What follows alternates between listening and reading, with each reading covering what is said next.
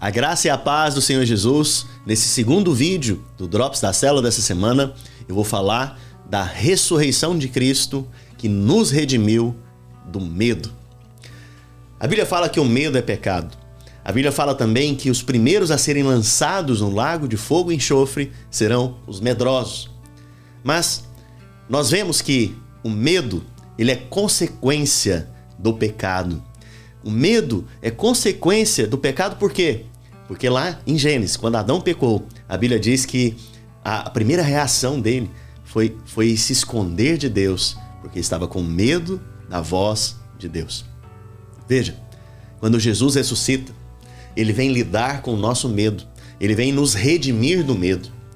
Lá em João, no capítulo 20, verso 19, a Bíblia diz que ao cair da tarde daquele dia, no primeiro dia da semana, trancadas as portas da casa onde estavam os discípulos. Veja, no dia que Jesus ressuscitou, os discípulos estavam com as portas trancadas da casa, com medo dos judeus, com medo dos judeus virem prendê-los e matá-los. E agora a Bíblia diz o seguinte: pôs-se Jesus no meio deles e disse-lhes: paz seja convosco. Veja, Jesus agora se manifesta no meio deles. A Bíblia fala que o corpo de Jesus glorificado, ele atravessa paredes. Ele não é preso ao tempo nem ao espaço. E agora Jesus aparece no meio deles. No meio deles agora ele vem remover o medo.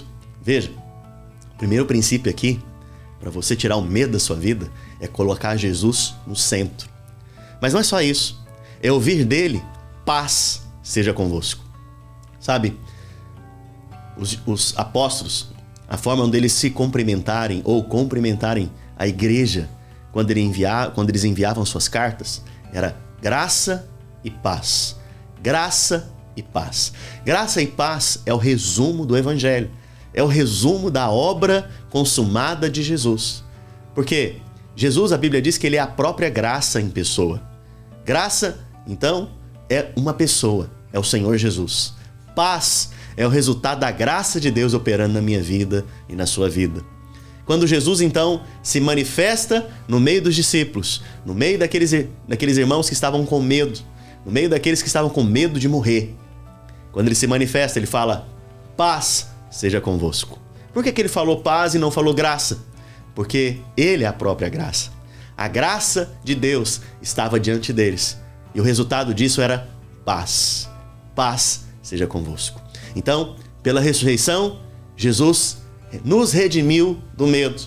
De que maneira? Através da graça e da paz. Deus te abençoe, medite nessa palavra, que o Senhor possa falar com você.